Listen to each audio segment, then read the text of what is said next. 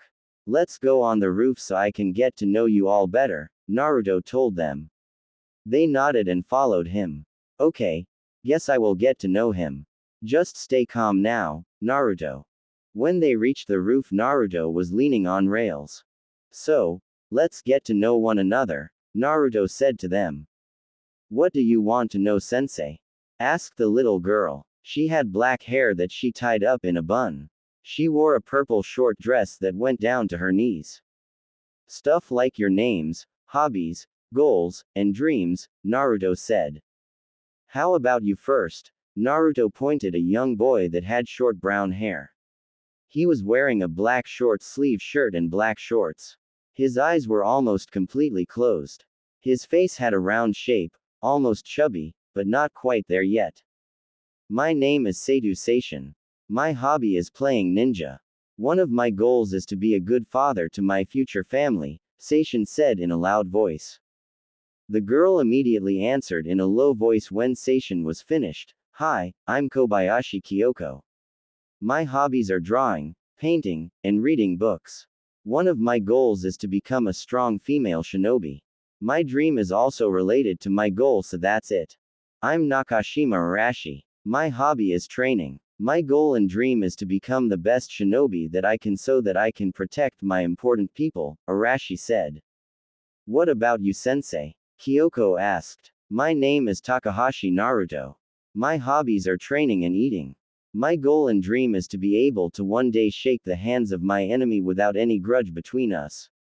Arashi raised his right and Naruto nodded for him to speak. "I've never seen you here before. We know all the Junins and I don't ever remember you." The other 2 nodded in agreement. They know all the Junins. "Damn, I didn't even know who was a Junin or Chunin when I graduated except for Iruka.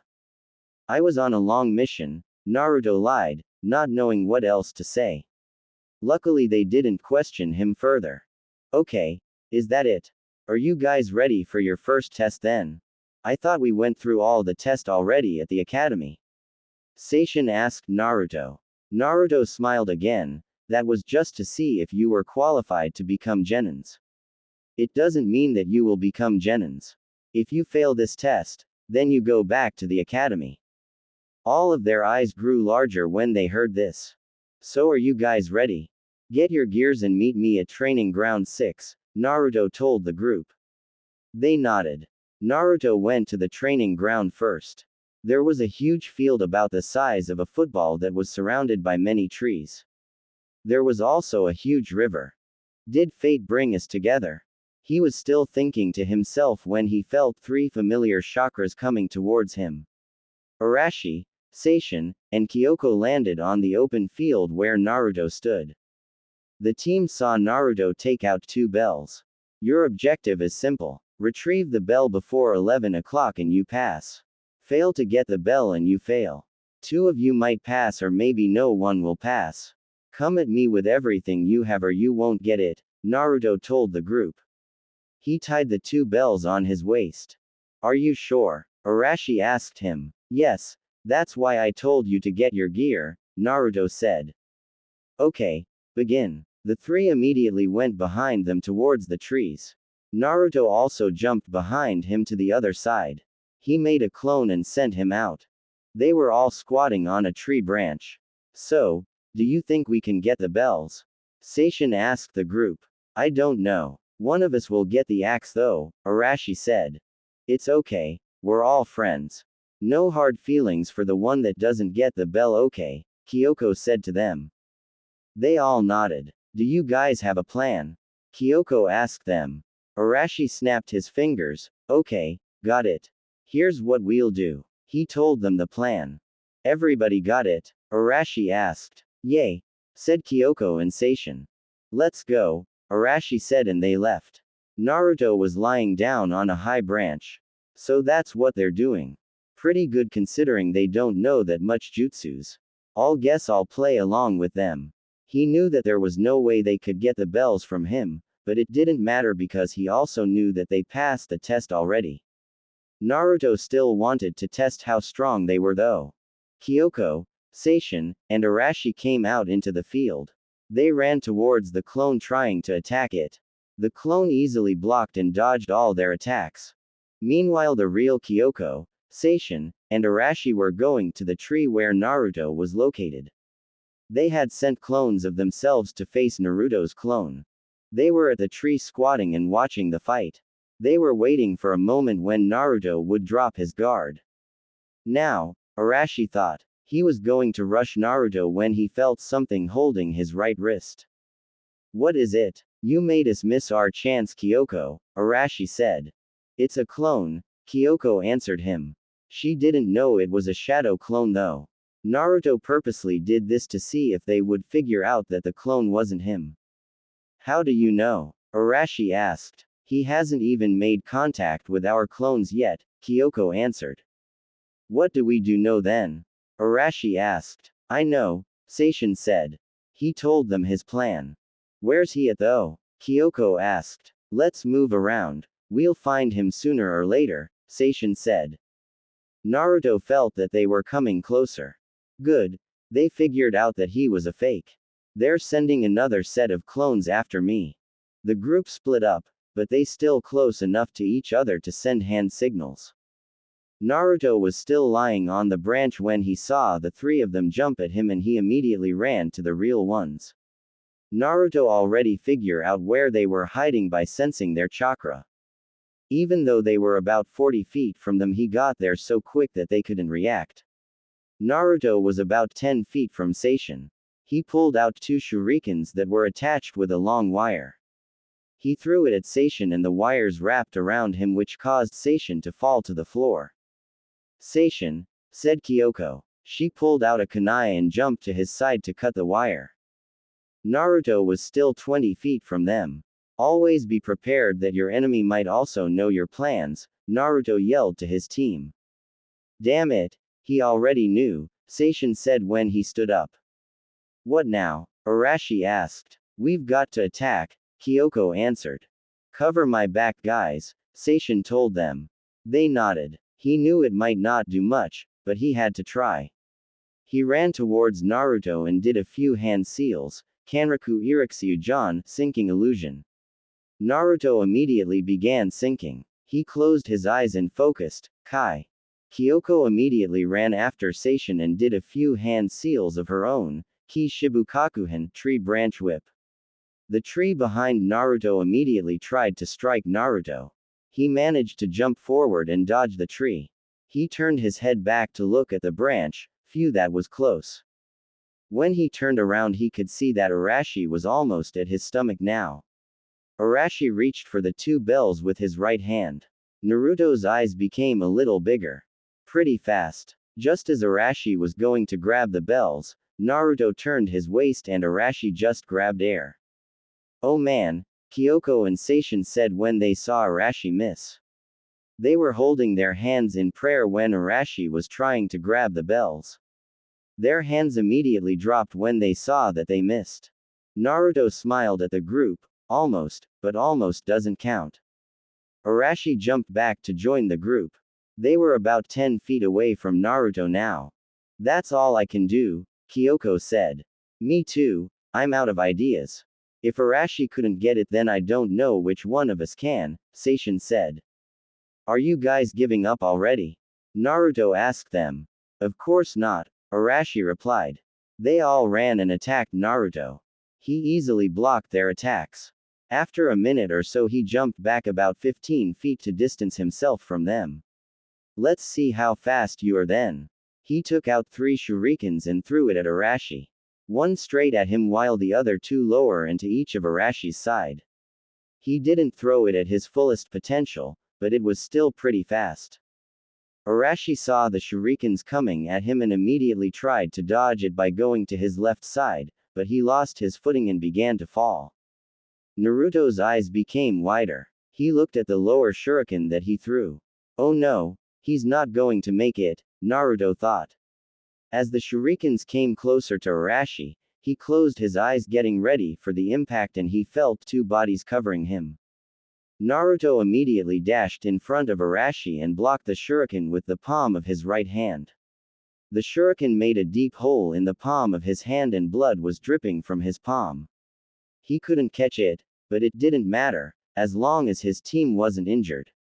He turned around and could see Kyoko and Seishin on top of Arashi, covering him with their bodies. Phew, that was close. Naruto said. He wiped his forehead with his uninjured hand. Let's say we call it a day, shall we? They all looked up. We can't yet, we have to get the bells, Seishin said. If we stop now, none of us will pass. It's not time yet, we still have about 4 minutes left, Kyoko pleaded. Naruto made a grin. They really wanted to pass, you all pass. What? We didn't get a bell, Kyoko replied. That wasn't the purpose of this test. The purpose was to see if you would put the team goals before your personal goals. You guys worked as a team and that's all that mattered, Naruto told them. Yay. We all passed guys, Kyoko told them. Arashi and Seishin just smiled at her. I'll go to the office and see if there are any missions for us. I'll contact you if there are. As for no, you're free to go home if you like. Team 3 is official, Naruto said to the group and gave them a thumbs up. Oh wait up. Naruto took out a seal and did a few hand seals. Poof. There was a camera in Naruto's hand. Since we're official now, we have to take our picture. He set the camera on a low branch and went behind the group.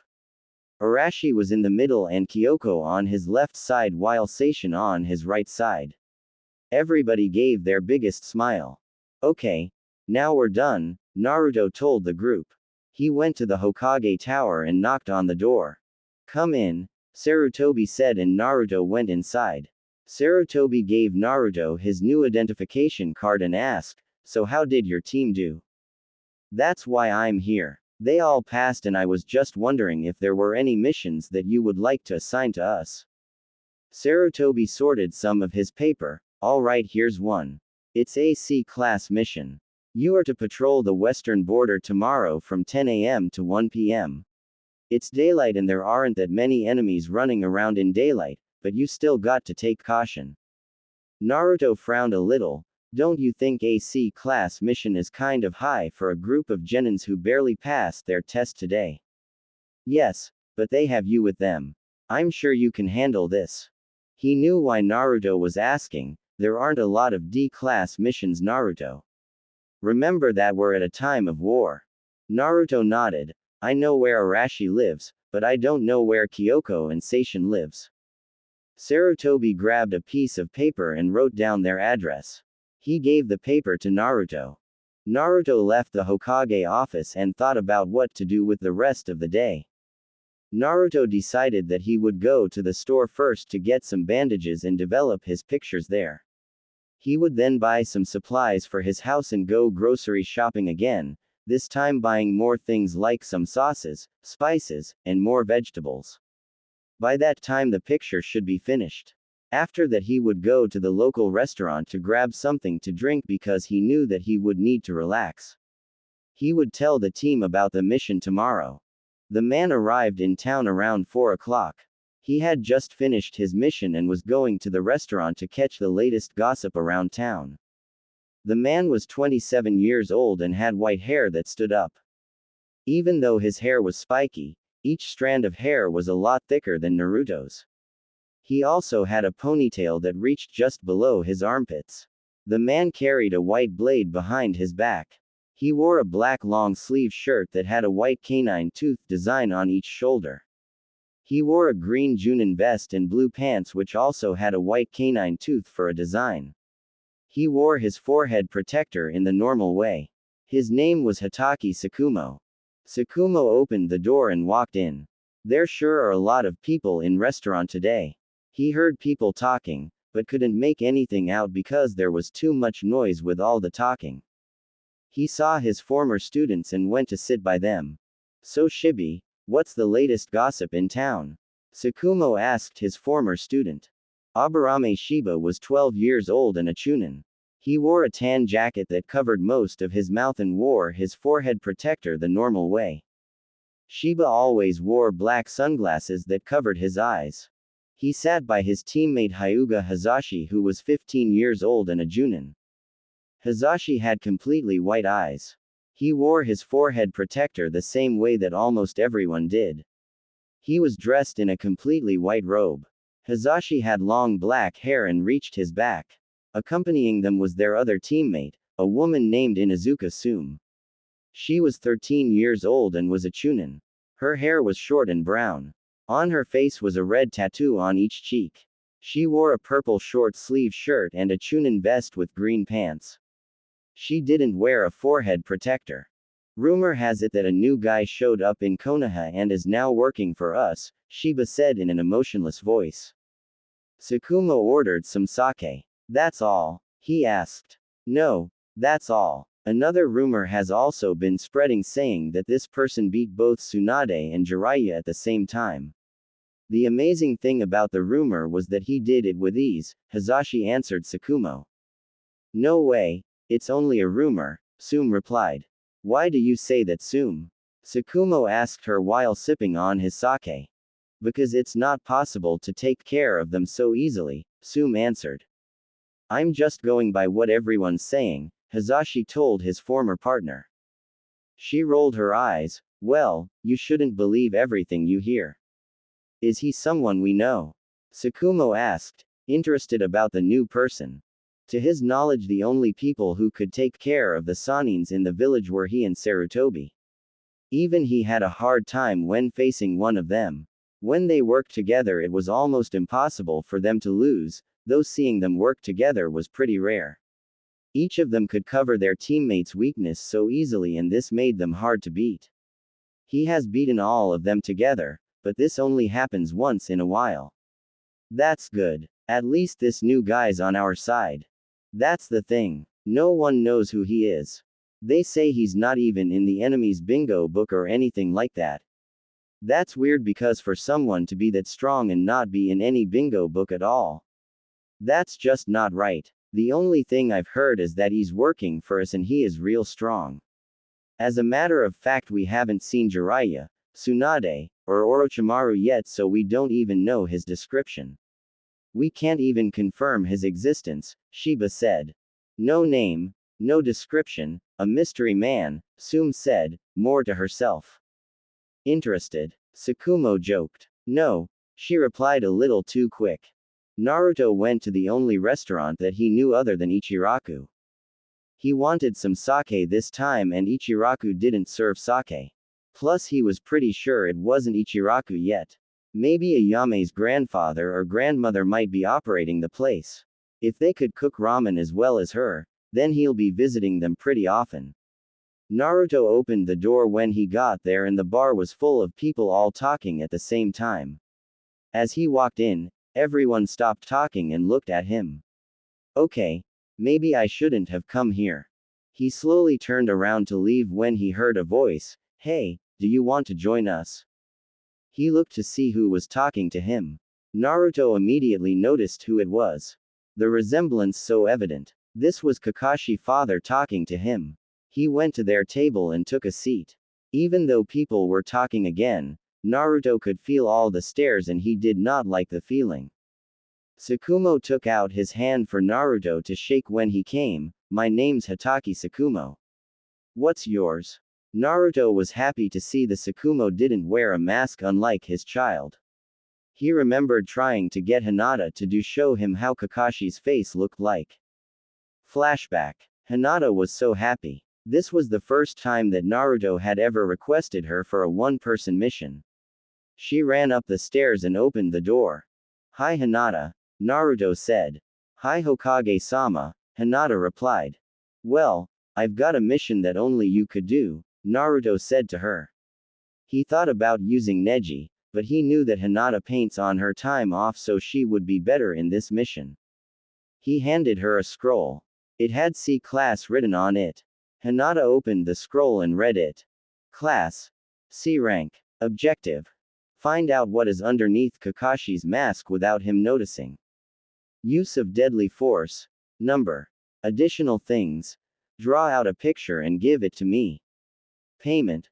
1,000. The payment was well above a C class mission. Hinata rolled up the scroll. "I'm sorry Hokage-sama, but I can't do this." "Why not Hinata? It's a simple mission. I don't want to use my Byakugan to spy on people in the village." Naruto laughed. "You're not spying. You're just going to use it so I'll know what's under his mask." "Sorry. I can't do it," Hinata told him. "Come on Hinata. You've never used your Byakugan to look at people." Hinata blushed. She did use it once to spy on how big Naruto is and she found out that he was well equipped, but other than that she hasn't used it to look at other people before. Of course she didn't tell him this. "No Naruto, that's disrespectful." "Don't be so boring," Naruto said. He tried to convince her, but couldn't. When he assigned the mission to Neji, Neji stated that he would never use his eyes for something so mundane. XXXXXXXXXXXXXX. To Naruto's surprise, Tsukumo's face looked normal. It was kind of feminine, but other than that nothing really stood out. Naruto shook the man's hand and replied, "Mine's Takahashi Naruto. Is there something wrong with my face?" Tsukumo asked. He could tell Naruto was looking at it. "Oh sorry. No, nothing's wrong with it," Naruto said. The three other people that were sitting with Tsukumo also greeted themselves. They looked at Naruto in awe. Naruto ordered some sake when he sat down. Tsukumo assessed the young man. "So young, I thought he would be older. You're the big talk around here right now, you know that?" Tsukumo said to Naruto. "Did I do something wrong?" Naruto asked. Tsukumo laughed. "No, it's just that whenever something new comes up, there are a lot of gossip. Some things never change no matter what timeline you're in," Naruto thought. "Another interesting rumor about you has been going around," Sume said to Naruto after a moment of silence in the group. Naruto didn't answer, not knowing what the rumor was. "People are saying that you manhandled 2 of the 3 Sanins easily," Sume said a little louder so everyone could hear. Everyone's voices in the bar became a little lower and Naruto could tell they were all listening hard for his answer. Naruto could feel the heat and it wasn't from the restaurant. He didn't want anyone to know this. Naruto knew that Jiraiya and Tsunade didn't like him yet and he didn't want them to hate him. He hoped that his encounter with the Sanins would remain quiet, but it seems that he was wrong. Naruto also didn't know how to answer. Yes, I kicked their, or no, they kicked my ass. Of course he knew the second option wouldn't fly at all. If they really did beat him, he wouldn't even be alive. Maybe I should lie and say that I didn't met them yet. As he was thinking up of a lie to tell, he felt 3 familiar chakras and knew who was coming. Orochimaru, Jiraiya, and Tsunade walked in the door and everyone became quiet. The tension in the restaurant was rose to an even higher level and everyone was waiting to see what would happen. Jiraiya took a seat by his friends near one of the corners while Tsunade took a different table. Jiraiya tried to break the silence in the room by talking to his friends a little louder than usual, but everyone remained silent and looked at Orochimaru as he walked towards Naruto. Orochimaru took out his hands and with a grin said, "I'm sorry, we didn't official meet yesterday. The name's Orochimaru. I can tell we'll be good friends."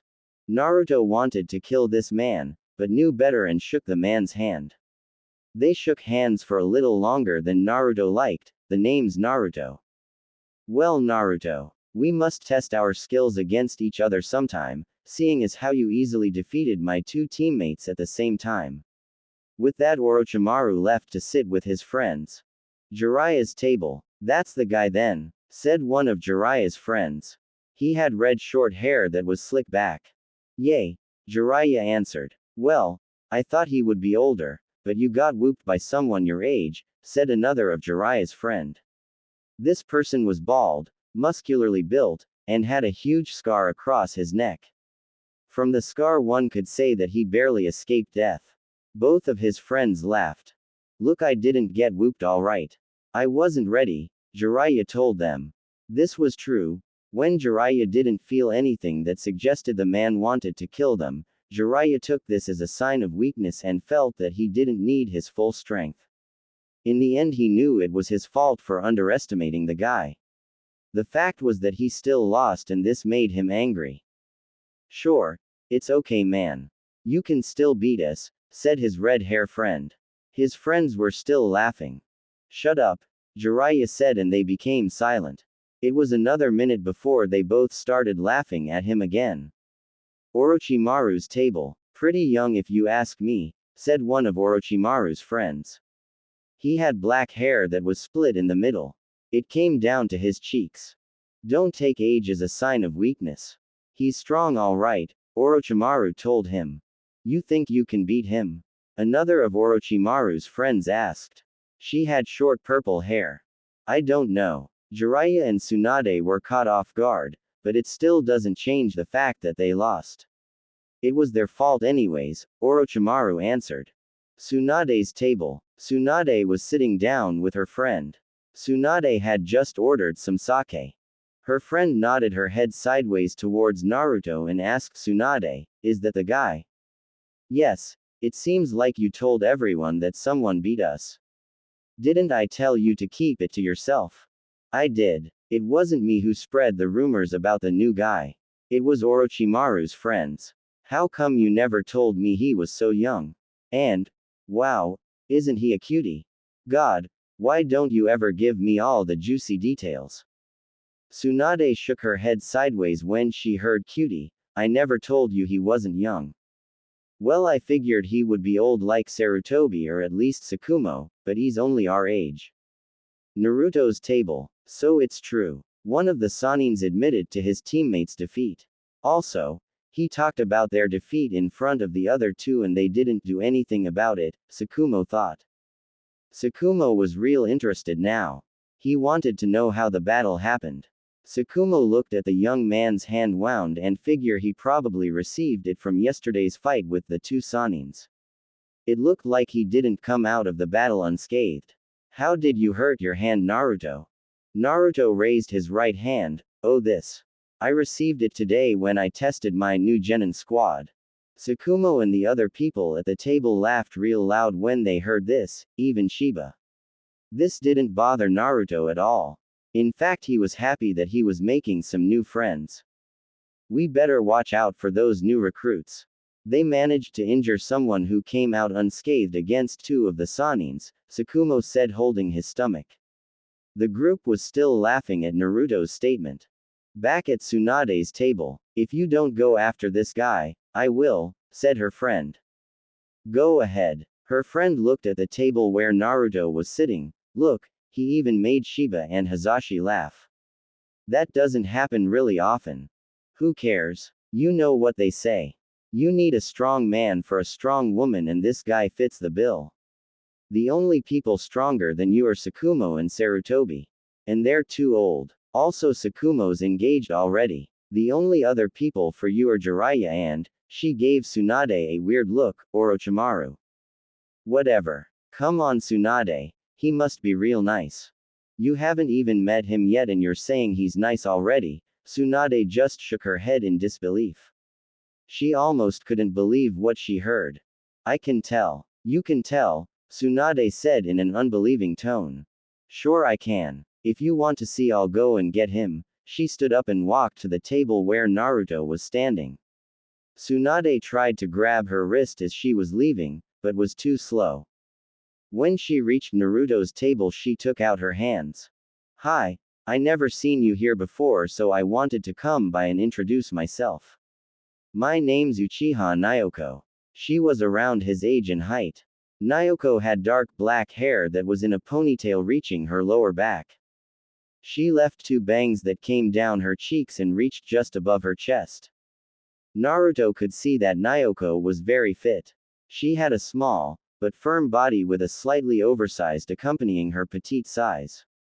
Of course, it wasn't as big as Tsunade's, just a little bit smaller, but very firm.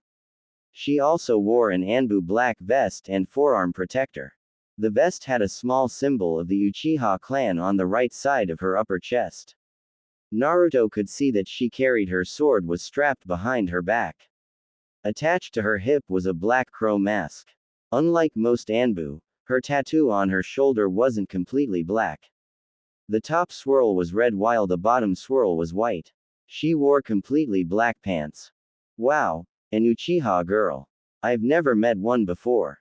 I wonder if she's a little psychotic like the other Uchihas I know.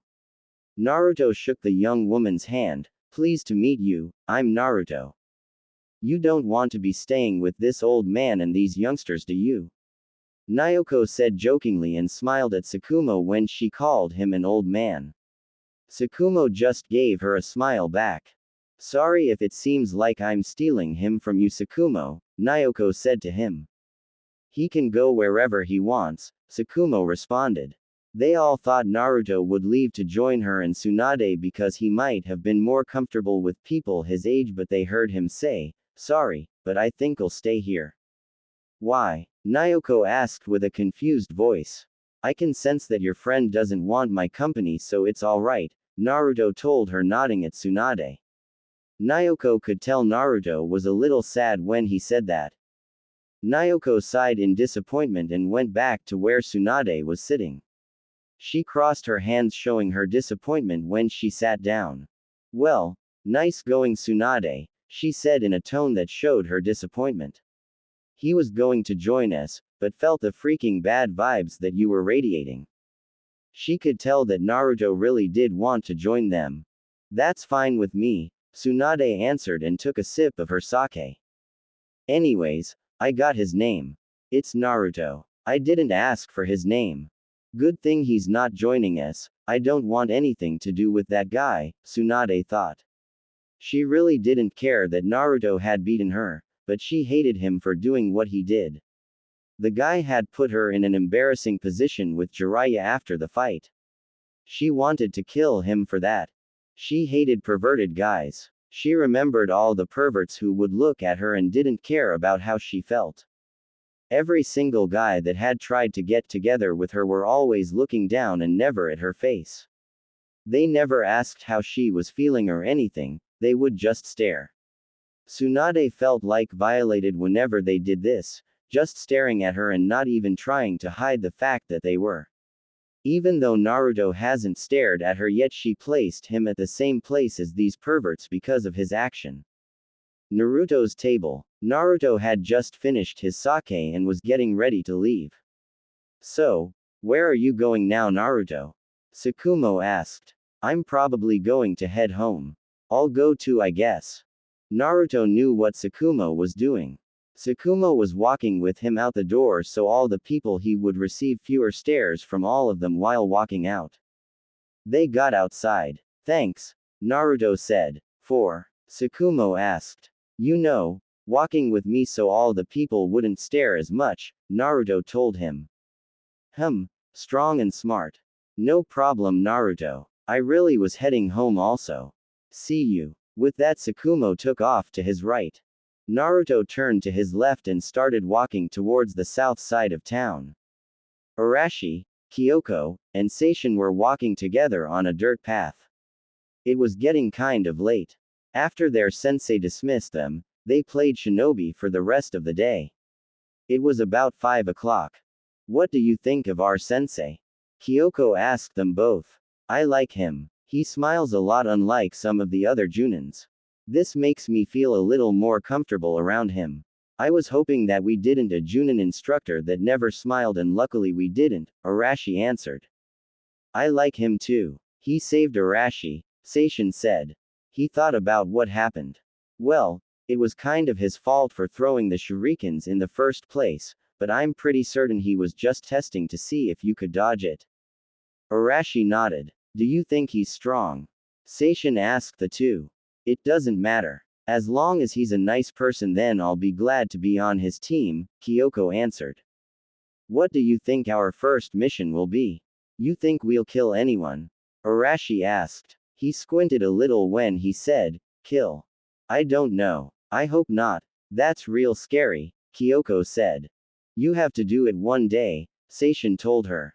Yeah, but it's still scary, Kyoko replied. Then why did you become a shinobi? Seishin asked her. I wanted to help the village all that I could. It would be better if there weren't a war going on, but that's not the case, is it? I just want my friends to be protected, Kyoko told him. Kyoko really thought like an older person sometimes, Arashi thought. Do you think he'll teach us any cool moves? Seishin asked them. I don't know yet. We just became genins and you don't learn all the cool moves until you're at least a chunin, Arashi answered him. Yeah, but still, he might bend the rules for us, you know, Seishin said, hoping that they'll agree with him. Maybe, but I don't think any Junin instructors would do that. He probably won't even teach us a new move until a couple of months. Those are the rules, Kyoko said. Seishin gave a huge sigh and slouched down a little. What do you guys want to do now? Arashi asked them. My mom wants me home, so I guess that's what I'll do, Kyoko answered. Same here, Seishin said. They waved goodbye to Arashi and made a left turn. There was nothing for Arashi to do now. He didn't have a family like his two friends. Arashi turned around and started walking back towards his house at the orphanage. When Arashi got home, he saw that the garbage was getting really high. To a normal adult it wouldn't be high, but to Arashi it looked overfilled. He grabbed the big trash bag and started to carry it. He had to hug it real tight so that it wouldn't fall. It was about 2/3 of his height and it covered his whole body and face when he carried it. Arashi finally managed to open the door slightly after the 5th try with his left hand. He swung the door open with kick and started walking. The dumpster was very far from his house and he had to walk down the stairs because he was living on the 2nd story. As he was walking down the stairs one step at a time, he could feel the bag tipping forward. Oh no, it's going to fall. Just when he thought it had fallen, he felt the trash bag lighten. Whoa, be careful there, little guy, said a voice. Naruto took the trash bag. Naruto-sensei, thank you. I almost dropped it, Arashi said to him. Naruto-sensei, that's a new one, Naruto thought. He liked the sound of it though. It was a lot better than Hokage-sama or Rokudaime-sama. No problem, Naruto said, and he grabbed the large trash bag. Let's go throw this away, shall we? Naruto was carrying the large trash bag down the stairs. It was another 5 minutes before they reached the dumpster.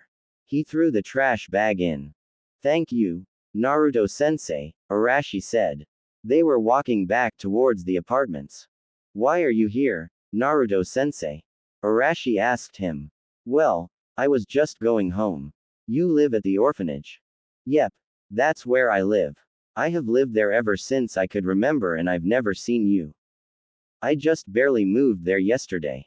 I'm on the second floor. Me too, Arashi was getting happier. Finally, a person he knew that also lived at the orphanage. The moment that thought reached his mind, he got mad at himself for getting happy. I'm sorry if I sounded happy. If you live at the orphanage, then your parents must have. Arashi couldn't finish the sentence. It's okay, Arashi, Naruto told him. They walked up the stairs together. If you're not doing anything, Arashi, you can come to my house if you want. I'm going to cook when I get home, Naruto said to him.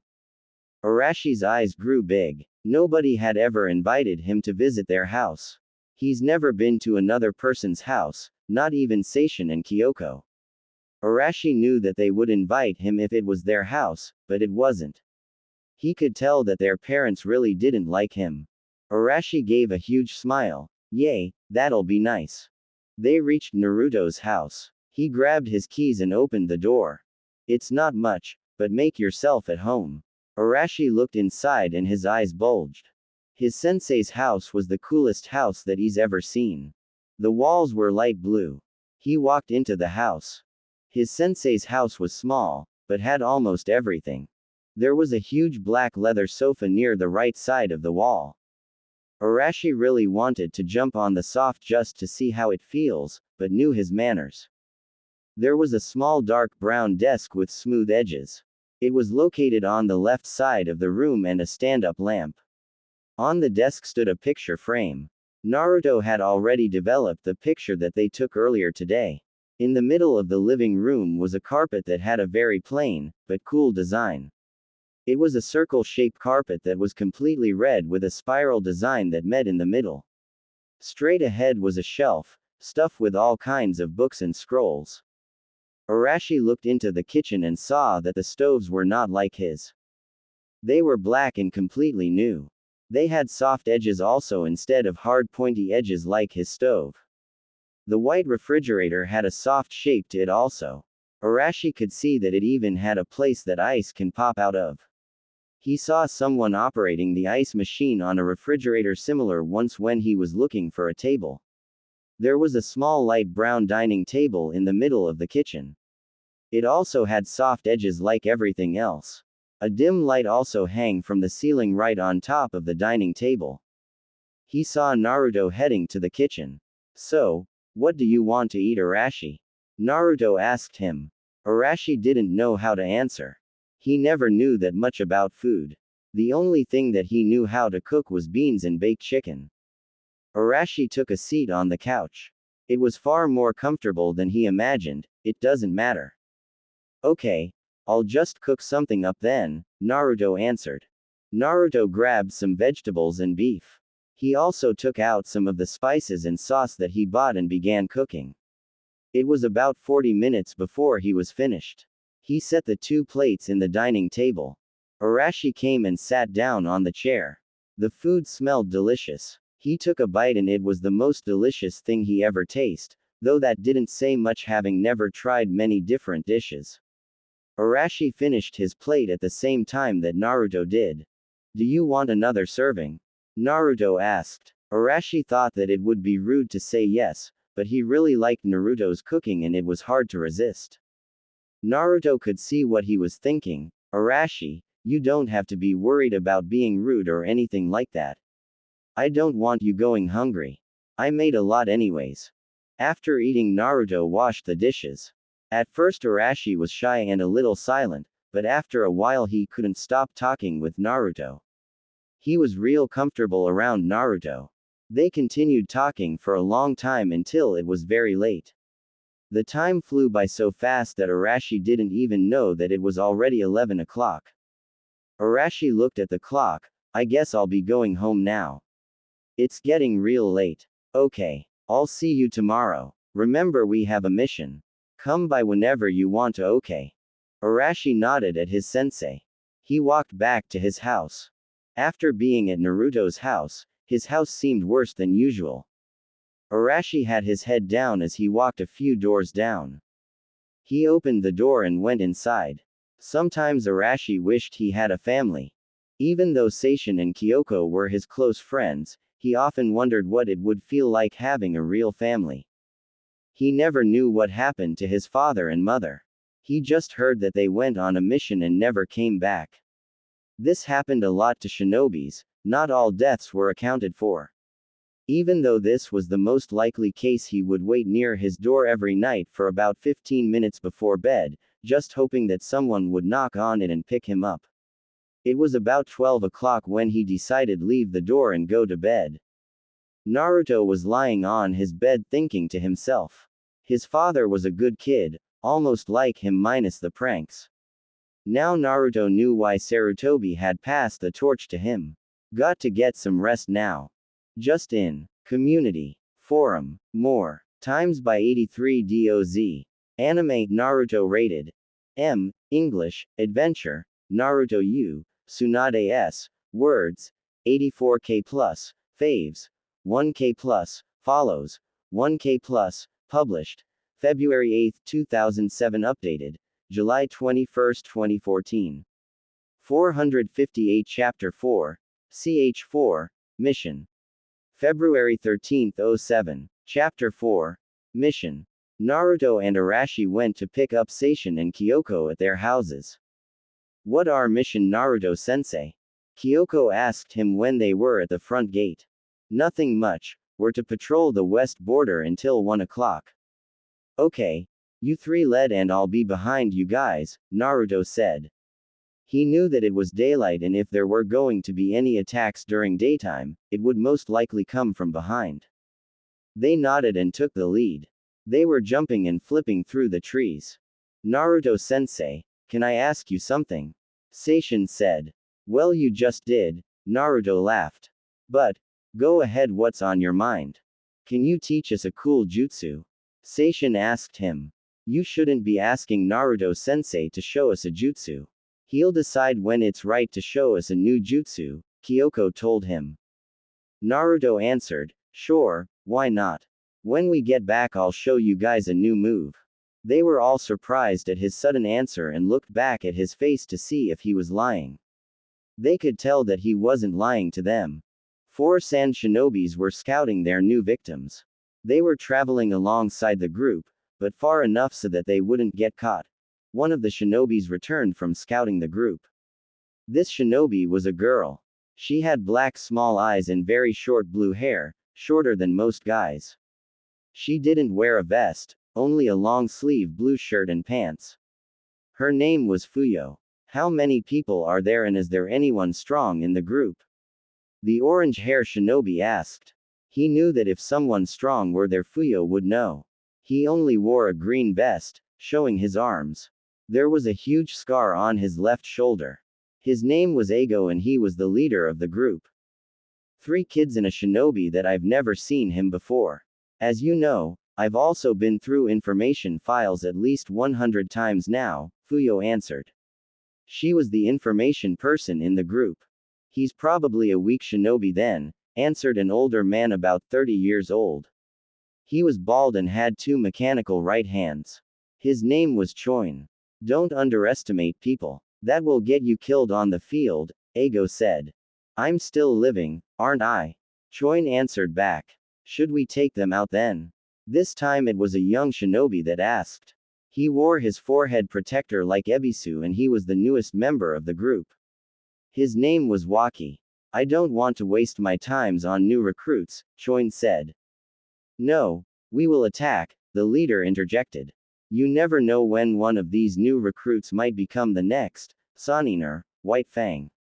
It's better to kill them now and never let them have a chance to grow. Fine, I get the leader then, the Choin said. No, we will attack him together, the leader said pointing to Choin and Fuyo. Waki, You go after the children. Fuyo doesn't know his abilities, so it's better for us to be cautious and send 3 person at him, the Ago replied. But, Fuyo said that he was weak, Choin told him.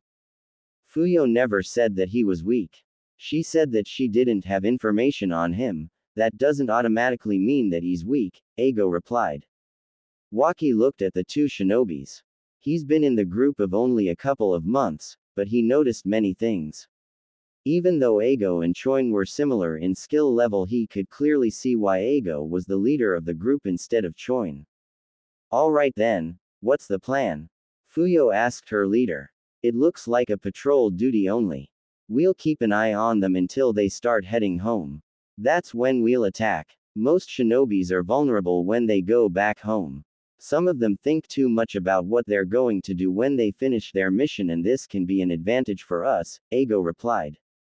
The group nodded. Naruto, Arashi, Kyoko, and Seishin were patrolling the western border. Naruto was glad that nothing happened. Well, I guess it's time to head back, guys, he told them. Aw man, we didn't even get to do anything, Seishin replied. It's better like that, Naruto answered. Seishin didn't agree though. The group was going back home. Naruto was traveling about 10 feet behind the group.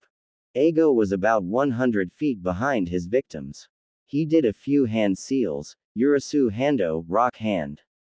Naruto immediately felt something coming from the ground and jumped up. A huge rock hand came from underneath him trying to grab him, but it missed. Arashi, Kyoko, and Seishin looked back when they heard the noise. Naruto-sensei, they all screamed at the same time. Naruto felt someone closing in on him and he twisted his body. The older shinobi barely missed his punch to Naruto's stomach, and instead it caught Naruto's vest, which caused it to tear. It was supposed to be Fuyo's turn to attack, but she knew better. The guy's movement was too fast for her. If Choin's surprise attack missed, there was nothing she could do against him.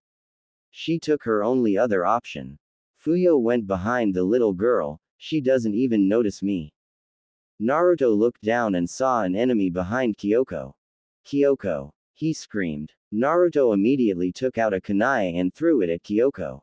Kyoko was frozen in fear and the kunai was traveling too fast for her to do anything. Her life flashed before her eyes. Did Sensei just throw a kunai at her?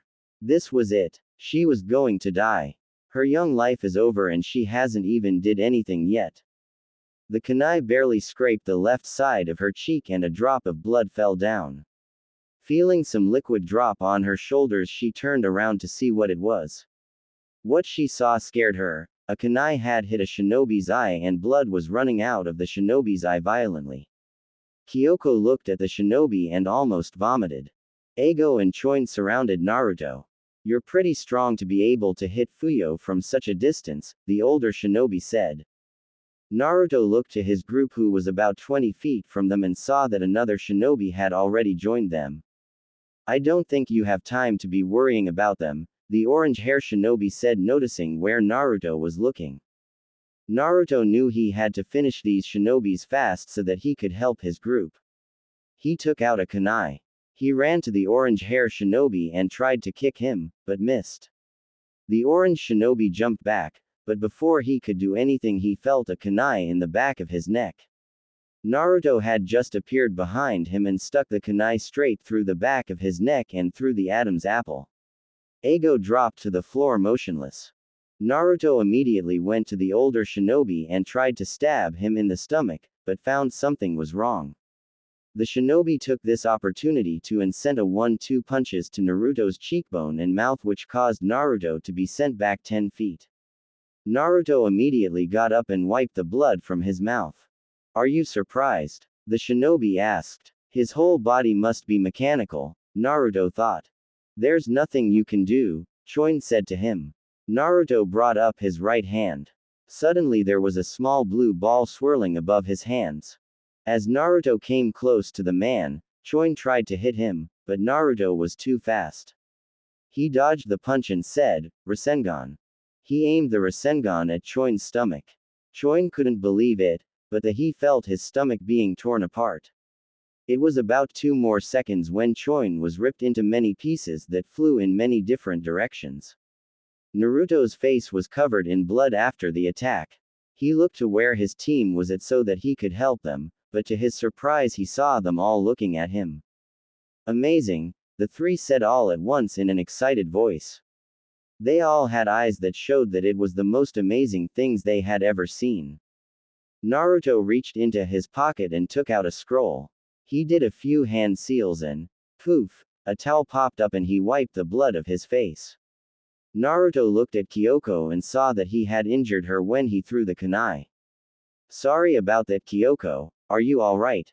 He asked her, also wiping her face. Kyoko nodded. Naruto did a few hand seals and said, Kage Bunshin. 2 clones popped up. Naruto grabbed Arashi and put him on his shoulders. The other 2 clones grabbed Kyoko and Seishin and did the same thing. Come on, we're about 15 minutes from the village, Naruto said to them. The students are well trained, even more so than me when I was a genin. When they got into town, Arashi, Kyoko, and Saishi was still on Naruto and his clone's shoulder.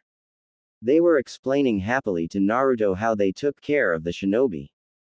Kyoko trapped him in a tree and I tried to slash his neck, but he got out somehow, Seishin was saying.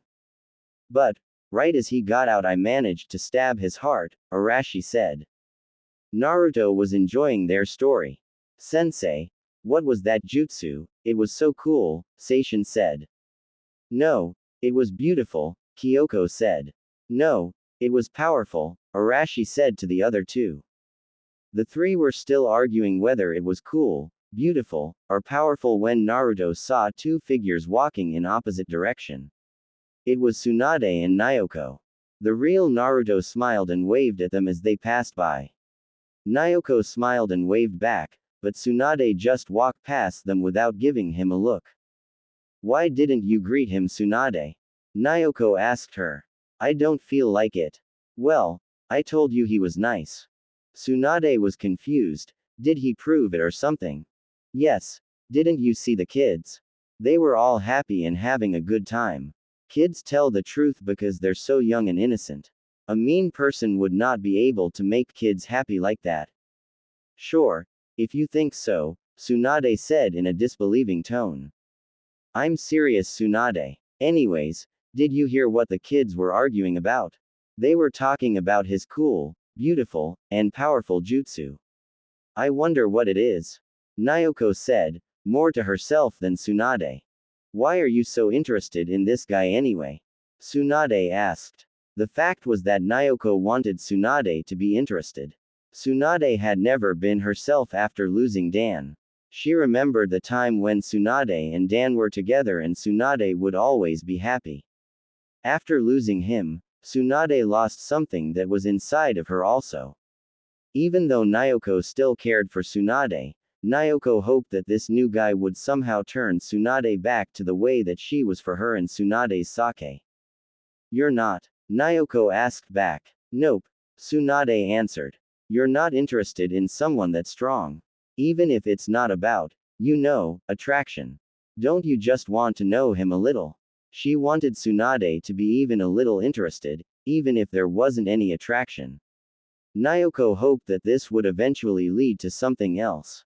Not really. Naoko sighed. Hey guys, let's say we celebrate our first mission success by going out to eat, Naruto told the group. They all said excitedly, yay. Naruto hoped that Ichiraku existed at this time because he really wanted some ramen. They reached the place and Naruto set his team down. Luckily Ichiraku did exist, though the owners weren't Ayame or her father. It's probably Ayame's grandparents, thought Naruto. Hi, what can I get for you guys today? The man in a cooking apron asked. Just some 3 bowls of pork ramen, 4 bowls of today's special, and 3 bowls or beef ramen, Naruto said. The man was getting ready to leave. Naruto stopped him. Hey, wait, they haven't ordered yet. He pointed at the kids. That was just for him. The man answered, oh, I'm so sorry, I thought you were ordering for the youngsters also. Don't worry about limiting yourselves, team. I want you guys to eat until you're full, okay? They nodded. Arashi, Kyoko, and Seishin also ordered some ramen. It was the first time that Arashi had ever gone to a restaurant before. He didn't know what to order, so he just ordered some things that Naruto ordered. When he tasted ramen for the first time, he really liked it. He ate 4 bowls and was so full his stomach felt like bursting, while Kyoko and Seishin only finished 1 bowl. When they all finished, Naruto paid and told them, "Okay guys, wait for me at training ground 3. Why? Kyoko asked. Didn't you guys want to learn a new move? If you guys don't want to learn it, then it's okay, Naruto said. Because of their encounter with the Sand Nins, they completely forgot that Naruto would teach them a new jutsu. Oh, of course we do. We just forgot about that because of the encounter with the Sand Shinobis. Where are you going then, Naruto-sensei? Kyoko asked him. I've got to give my report to Sarutobi-sensei first. After that, I'll meet you guys there. They left and Naruto went to the Hokage Tower. When he reached the door, he opened it. How was your mission, Naruto? Sarutobi asked him. We managed to kill some sand nins that tried to ambush us. That was it, Naruto answered. Good. Are you going to the meeting tonight? What meeting? Sarutobi kept forgetting that Naruto didn't live in a time of war. We have a meeting once a month to see how things are going. Almost all the Junins go to the meeting, except for the ones on missions obviously. A few ANBUs shows up also. We discuss the usual things like how many shinobis we lost, how many shinobis the enemy lost, ideas people have on their minds, stuff like that. Alright, I'll probably be there. Where is it located? Naruto asked. The big building on the other side of the hospital. It starts at 7 o'clock. Okay, Naruto said and left the room. XXXXXXXXXXXXXXXXXX. Arashi, Kyoko, and Seishin were traveling to training ground 3. What do you think he'll teach us? Kyoko asked. I hope it's that jutsu that he used on the Sand Nin. Man, that was so cool. Did you see how the Sand Nin was turned into a million pieces so easily? Plus, the Sand Nin's body was also completely metal, Seishin said. Obviously, he won't be teaching us that jutsu. It's too high rank for us to learn it. He'll probably teach us something else, Kyoko said, disagreeing with Seishin. Whatever. You've already been wrong of him once, thinking that he wouldn't show us any moves. He's different from the other Junins, I can feel it, Seishin replied. Something is different about our sensei. I can't put my hand on it, but I can feel it also, Arashi thought. Arashi was still thinking this when he was interrupted. How about you, Arashi? What do you think? Seishin asked. I'm just glad he's going to teach us something, Arashi answered. They nodded in agreement. They reached training ground 3. It was about 10 minutes before they saw their sensei arrive carrying a paper bag. Sorry I'm so late guys, but I had to go buy some things, Naruto told them. He reached for something in his pocket. He pulled out a bandage and placed it on Kyoko's cut. We don't want your beautiful face having a scar now, do we? He looked at the group. Okay, you guys saw my move earlier, right? What did it look like? They were all thinking the same thing. He's going to teach us that move. Wait, you're going to teach us that move you used on the Sand Nin? Seishin asked, just making sure so that he wouldn't lose hope. Naruto gave a confused look as he reached for contents in his bag. Yay, what other move did you think I was going to teach you guys? Seishin looked at Kyoko in triumph. Oh, never mind. Kyoko knew that Arashi and Seishin were going to hate her for this, but she wouldn't feel right if she didn't speak up. Naruto-sensei, what Seishin is thinking is that you might have thought us a lower-level jutsu. From the damage it did to that shinobi, that jutsu is clearly a high-level jutsu. We just thought that it might be too earlier for us to learn because we barely graduated from the academy. Seishin and Arashi glared at her. Naruto was going to teach them the move, but if she put it this way he might not do it anymore. Seishin tried to shut her up. Speak for yourself, Kyoko. Kyoko didn't answer, but just put her head down a little more in a thinking position. Naruto had already thought about this. The Rasengan wasn't really a double-edged sword like some other high-level jutsu. The only thing that it might do is drain their chakra too much. Naruto scratched his chin. Well, it is a high-level move. Arashi and Seishin's eyes were scared now. Oh no, he's not going to teach it to us. But, I believe you guys know when to use this jutsu, so I don't feel bad teaching you guys this jutsu. I was also a genin also when I learned this jutsu. Wow, he was a genin like us when he learned this powerful technique, Arashi thought. Arashi and Seishin's eyes went back to being normal after hearing that Naruto would still teach them. Kyoko also looked up a little, relieved that she didn't cause them their chance at learning the jutsu. The move is called Rasengan. So what did you guys see when I used it? Naruto asked the group. I didn't get to see much because your back was turned to me.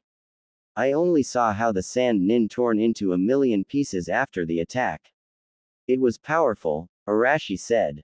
Kyoko saw the whole thing because she was at a different angle. It looked like a blue swirling ball made of chakra. It was beautiful. Yes, Naruto answered. He lifted his right palm and did the Rasengan. Arashi saw it for the first time and it did look like a swirling ball made of chakra. He saw blurs of chakra rotating. You're simply going to create a flow of chakra. First you must accumulate and maintain chakra into your hand. Next you release a constant amount of chakra. Finally you rotate the chakra. Unlike most other jutsu, this jutsu doesn't require any hand seals. To master this technique you have to finish 3 steps. This is the first step, Naruto said, and he took out a water balloon. The 3 watched closely. They saw little bumps on the water balloon and then all of a sudden the water balloon popped. So the first step is to create a rotation inside the water balloon using our chakra so that it'll pop. Kyoko asked Naruto. Yay, that's all there is to it, Naruto answered. He threw them all a water balloon. They immediately started rotating their chakra. To their surprise all the water balloons were oval shaped now. I'll pop this balloon in an hour, Seishin said when he saw his water balloon taking the shape of an oval. Oh, okay, I'll be taking a nap for a while. Just wake me up when one of you pop it, Naruto told them. He wanted to sleep before the meeting. Who wants to bet that I'll pop this balloon first? Seishin asked. You're on, I'll pop this balloon before you, Arashi replied. I'll be popping this balloon before any of you, Kyoko said to them. It was about 3 hours and they still haven't popped the balloon. They were running out of chakra and lying on the ground. Man, this a lot harder than I thought, Seishin said. Arashi was panting. Yay, you're right about that. I agree with you guys, Kyoko said. This is impossible for us, Seishin said. But sensei said he mastered it when he was a genin and so will I, Arashi told them. He got back up and started rotating the water balloon. It was stretching out a lot, but that was it.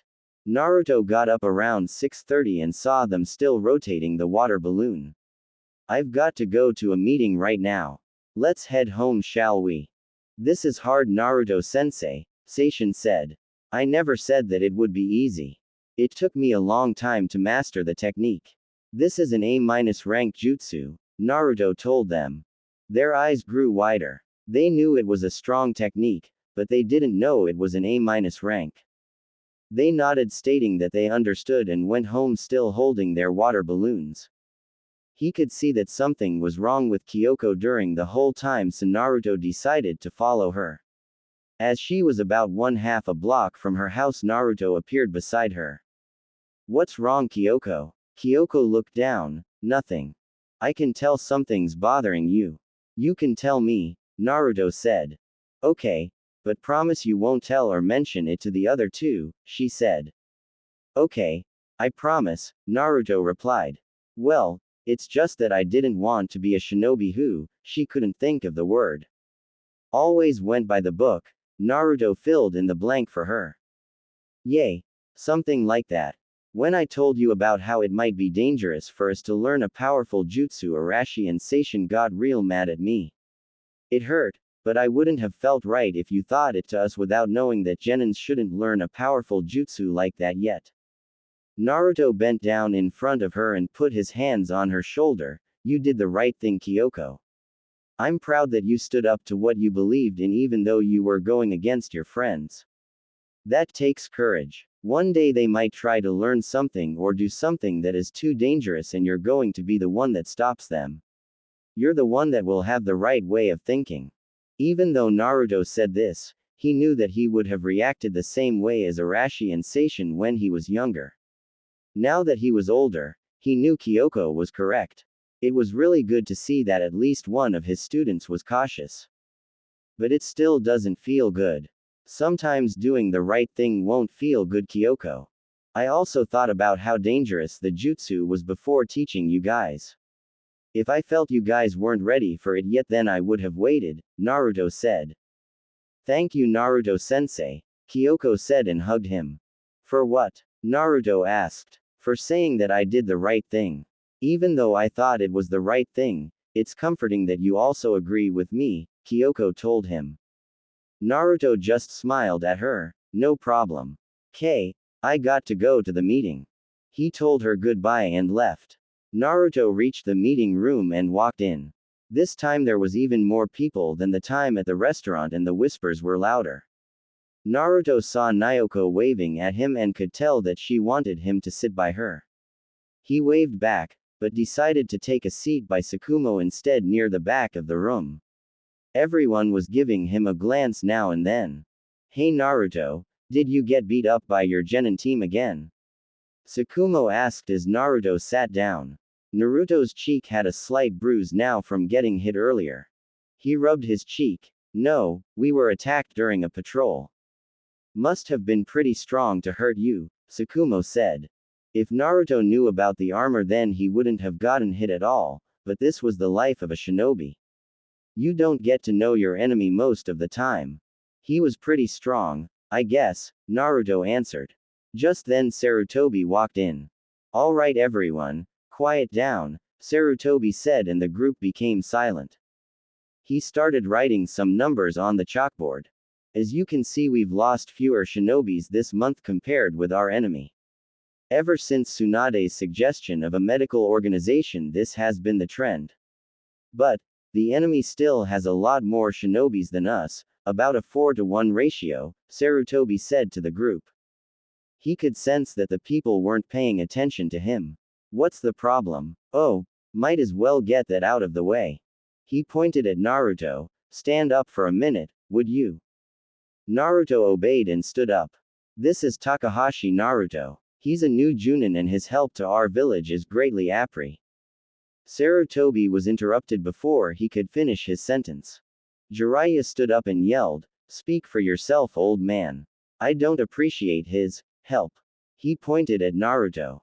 Jiraiya, sit down. I trust Naruto with my life, Sarutobi said. Well, that's you. He's an outsider and I don't trust him, Jiraiya said harshly. Tsukumo interrupted. Come on Jiraiya. Sarutobi and I trust him, why can't you? Because he has no history. I'm pretty sure you know that also. I've never even seen his face in any bingo book at all, even in the enemy's bingo that we've collected, Jiraiya answered. What does that have to do with anything? Tsukumo asked. You know fully well what that means. No one can be as strong as him and not be in any bingo book. It means that he's hiding something from us.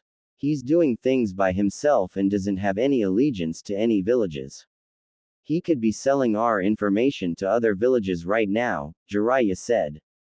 Sarutobi interrupted him. Don't say such things that you don't know, Jiraiya. Why do you hate him so much anyways? It's cause he whooped Jiraiya. Jiraiya's red hair friend answered for him and the crowd broke into laughter. Jiraiya looked around and could see everyone laughing, everyone except Naruto and Tsunade. This made him even angrier. Who does this guy think he is? He's not even joining them. Naruto had already taken a seat when he heard the comment. He had two choices. He would let the guy talk, the other choice was to tell guy be quiet. Knowing that Jiraiya would hate him even more if he took the latter, he decided to not say anything. Look, he didn't whoop me alright. I was taken by surprise, Jiraiya told the room. Sure Jiraiya, just admit you lost man. It's okay to lose, really. You'll feel better after admitting it. I'm not ashamed of being weaker than you, the red hair man answered in a joking voice. The group laughed again. Jiraiya wanted to pound his friend into oblivion for his comments, but just started walking towards the door. Where are you going? Sarutobi asked him when he was 5 feet from the door. I'll get the information from today some other time. I can't stand being in the same room as him, Jiraiya said and pointed his finger at Naruto. He stormed out the door and slammed it. Jiraiya walked out the door and kicked the ground. A little puff of sand came up. Damn, I hate that guy. Next time I'll beat him and show everyone how weak he really is. Sarutobi gave a sigh and shook his head. Anyone else feels the same. It was about 15 seconds when Tsunade got up. Naoko tried to stop her, but Tsunade swapped her hand away. Naruto looked down. Everyone else accepted him except the 2 people that he respected the most. This really hurt him deep inside. It was about 15 seconds when Jiraiya saw the door open. It was his teammate. Why are you out here? He asked her. Sarutobi asked if anyone felt the same and I did. Doesn't seem like you really hate him. I don't hate him. I just don't like him for what he did to me. Plus, I don't trust him. Like you said, a person that's strong and being virtually unknown is quite suspicious. What did he do to you? I thought you weren't those type of people who really took a competition seriously, Jiraiya said. While he and Orochimaru always fought to see who was better, she never took part in any of the fights. I don't care that he beaten me, it's what he did after. This made Jiraiya smiled. That was one thing Naruto did that Jiraiya liked. Tsunade could feel Jiraiya's smile. Yeah, I should kick you for that also. Jiraiya waved his hands in front of him. What? I didn't do anything. I didn't like it also, honest. Shut up Jiraiya before I really do hurt you. So, where are you going then? Jiraiya asked her. I'll just probably go home. You. Same here. The meeting was over and everybody began to leave. Sarutobi looked at Naruto. Can I speak with you for a minute, Naruto? Tomorrow, there is going to be a very difficult mission. Since we have so little shinobis, I want you to be in this mission. But, most of the people don't completely trust me yet, Naruto interjected. Yes, I know that, but this is a real difficult mission. I would have led this mission myself, but you showed up. I believe you can do it since you're a future Hokage. Fine, what's the mission then? I'll tell you tomorrow. Naruto hated when people did this. Telling him something, but not everything. It made him think of what they were going to tell him. Don't worry, it's only tomorrow, Sarutobi said. Who's on the team then? I'll tell you tomorrow. Damn, again, Naruto thought. Why didn't you just tell me this tomorrow then? Naruto asked, not hiding the annoyance in his voice. I don't know. I just wanted it to be on your mind, Sarutobi laughed. Damn you old man, Naruto said to him. This made Sarutobi laugh even harder. I'll see you tomorrow, Naruto. Come to my office at 10 o'clock in the morning.